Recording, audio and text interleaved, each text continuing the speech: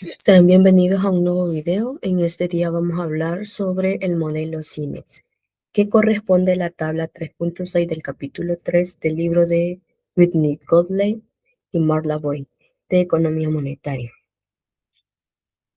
Comenzamos con la introducción, qué es el modelo CIMEX y por qué importa.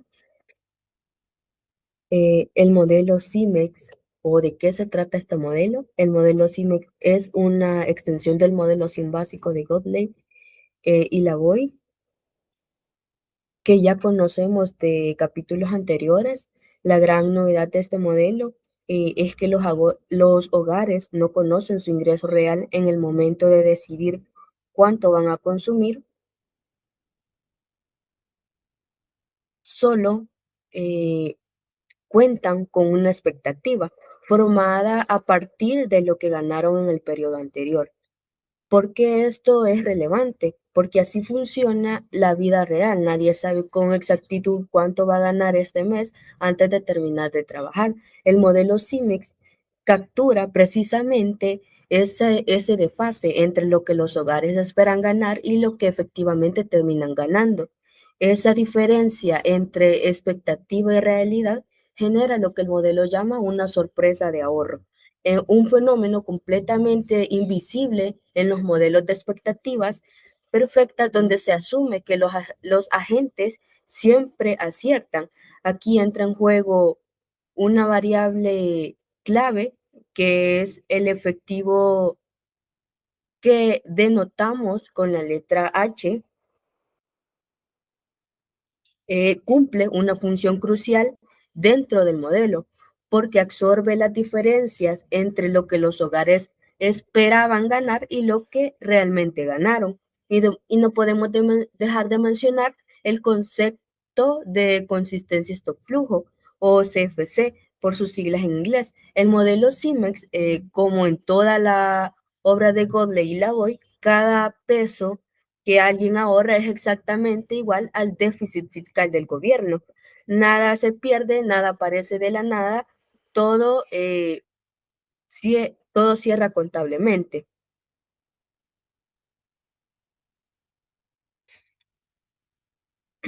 Ahora, para entender por qué este modelo importa, tenemos que ubicarlo dentro del proyecto intelectual, perdón, de Godley y Lavoie. Su libro se titula de manera muy elocuente Economía Monetaria, una revolución contra la teoría económica superficial con el rigor de los modelos stock-flujo. Y ese título resume su programa de investigación: construir modelos de cada flujo económico crea o destruye un stock, es decir, donde el dinero, la deuda y la riqueza siempre tienen una contrapartida exacta en algún balance. La crítica central de los autores a la economía convencional es que ésta ignora los balances financieros y los vínculos entre los sectores de la economía. Por eso, el capítulo 3, donde se ubican los modelos SIN y CIMEX, es tan importante.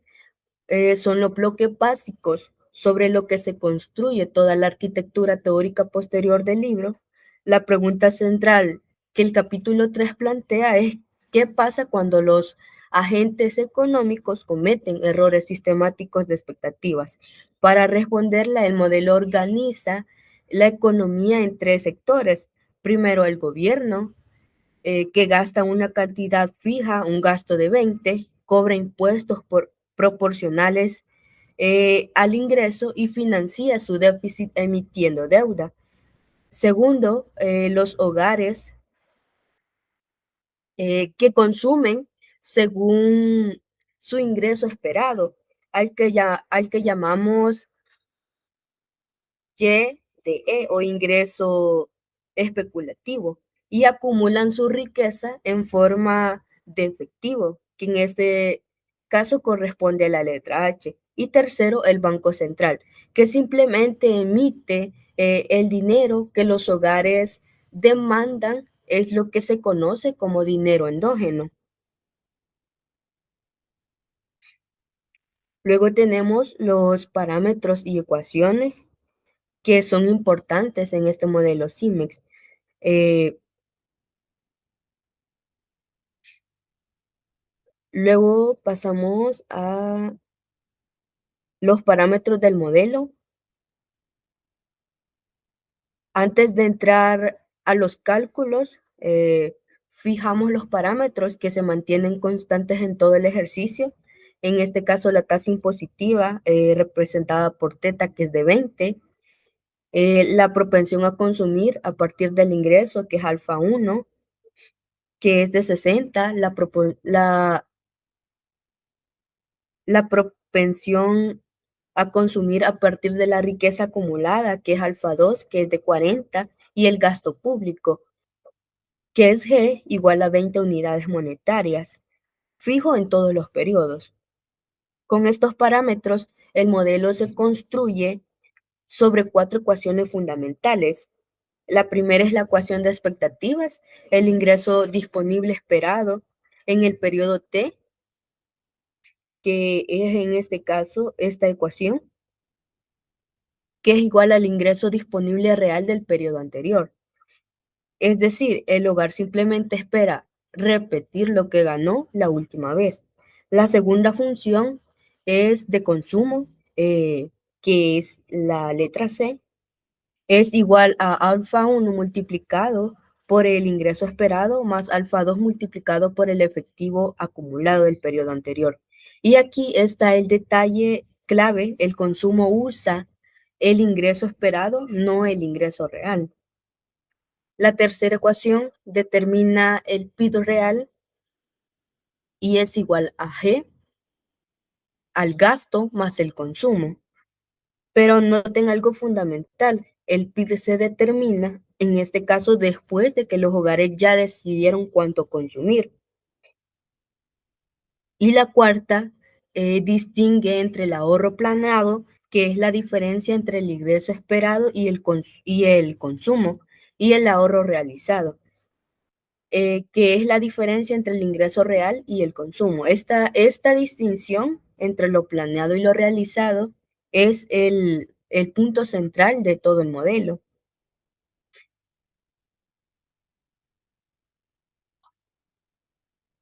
Luego tenemos el periodo 2. En este caso vamos a ver la primera inyección, donde se arranca desde cero. En el periodo 2, el sistema arranca desde cero. Eso significa que el efectivo del periodo anterior, en este caso H-1 es igual a cero, porque no hay ninguna riqueza acumulada todavía. Lo único que los hogares saben con certeza es que el gobierno eh, va a gastar 20 unidades monetarias. Entonces, el primer paso es calcular la expectativa del ingreso disponible.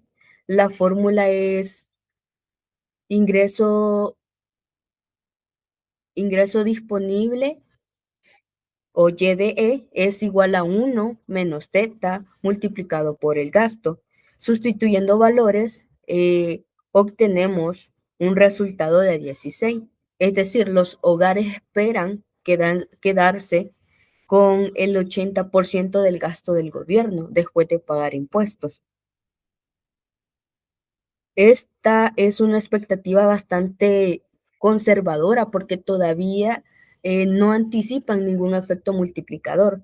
Con esa cifra de 16, los hogares ya van a decidir cuánto consumir antes de saber cuánto van a ganar realmente. Una analogía que ayuda mucho a entender esto es exactamente como cuando uno planea los gastos del mes, asumiendo que va a ganar lo mismo que ganó el mes pasado, sin saber todavía si este mes le va a ir mejor o peor. Luego pasamos al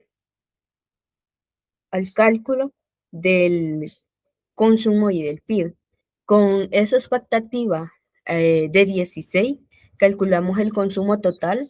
La fórmula es C igual a alfa 1 por YDE más alfa 2 por H menos 1. Sustituyendo los valores, en este caso tenemos un valor de 9.60 Es importante notar que esta decisión de consumo ya está tomada y no se puede cambiar aunque después el hogar, perdón, gane más de lo esperado. Ahora viene un paso clave del modelo. El PIB se determina después de que ya se decidió el consumo. La fórmula es el Y igual a G más C, eh, teniendo un valor de 29,60.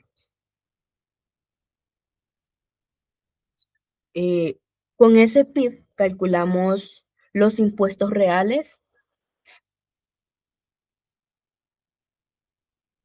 que en este caso nos da un valor de 5,92, y el ingreso disponible real, que nos da un valor de 23,68.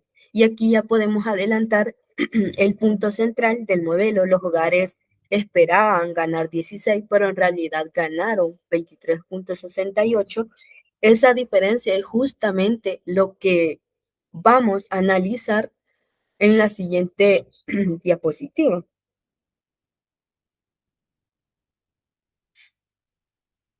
Ahora,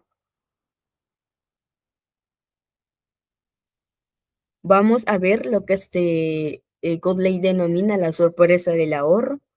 Como ya vimos, los hogares esperaban un ingreso disponible de 16, pero terminaron recibiendo 23,68.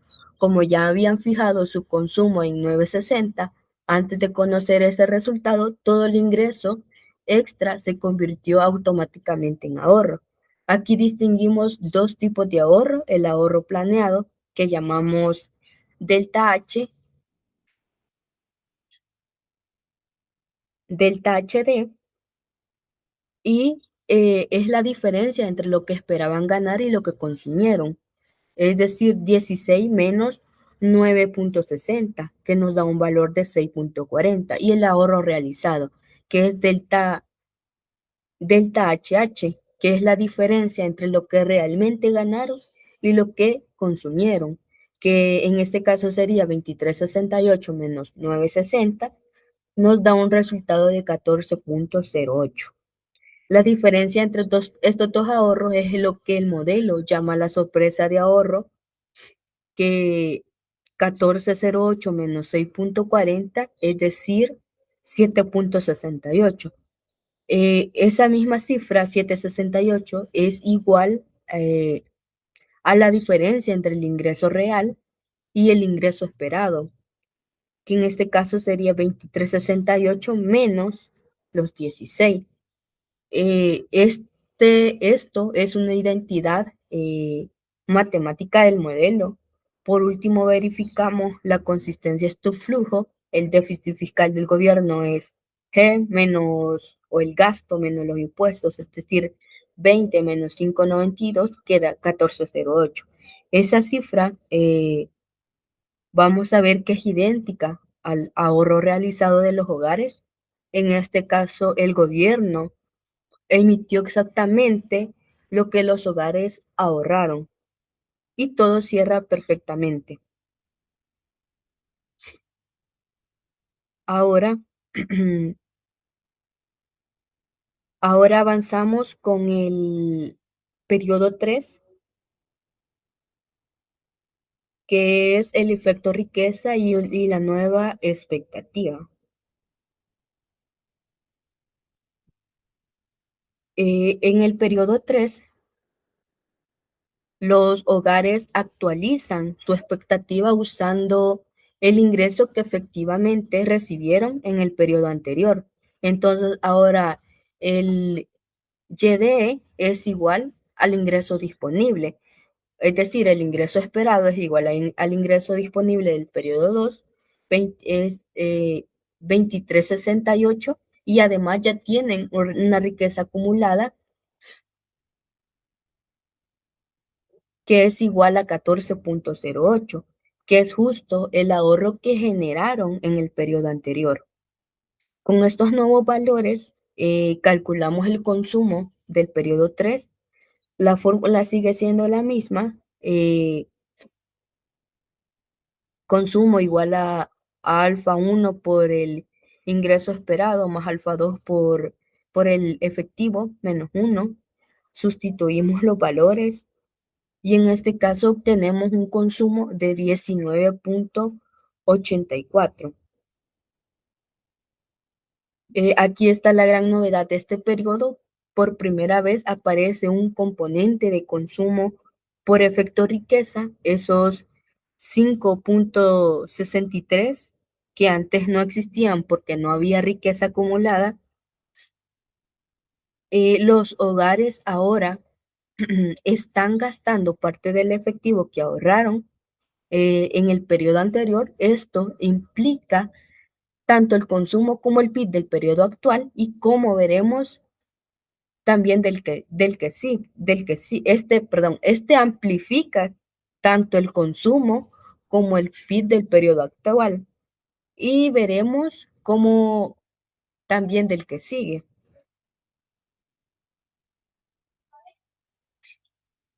Ahora pasamos a calcular el PIB y el ingreso con ese consumo que obtuvimos anteriormente de 19,84, determinamos el PIB del periodo 3, Y igual a G más el consumo, que esto sería o notaría un valor de 39,84.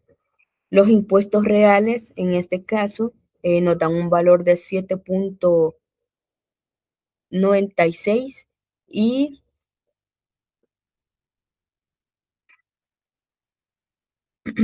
y el ingreso disponible real, que en este caso nos da un valor de 31,87. La, ahora calculamos la segunda sorpresa, podríamos llamarlo así, del ahorro, que en el ahorro planeado es el ingreso esperado menos el consumo, y este caso nos daría 3,84. El ahorro realizado es el ingreso disponible menos el consumo, y este caso notaría 12,032. La sorpresa del ahorro del periodo 3 es entonces 12,032 menos 3,84, lo que nos da un resultado de 8,19. Y aquí está el dato que más llama la atención. Este dato es mayor que la del periodo 2, que era de 7,68. Esto nos dice que que los hogares siguen subestimando su ingreso real y esa brecha, en lugar de cerrarse, sigue creciendo periodo tras periodo. Ahora, para ir cerrando, para cerrar el análisis cuantitativo, vamos a ver una tabla que resume y compara todos los resultados que acabamos de calcular en el periodo 2 como en el periodo 3. Esta tabla resume el comportamiento de todas las variables del modelo. Si observamos la fila del ingreso esperado, vemos que pasa de 16 a 23,68, un incremento de 7,68. La riqueza inicial pasa de 0 a 14,08, lo cual explica por qué aparece el componente de consumo por efecto riqueza, que pasa de 0 a 5,63. El consumo total crece de 9,60 a 19,34, un aumento de 10,24, exactamente igual al incremento del PIB, que pasa de 29,60 a 39,84. Esto tiene sentido porque recordemos que el ingreso es igual al gasto más consumo y el gasto se mantiene fijo en 20 durante todo el ejercicio.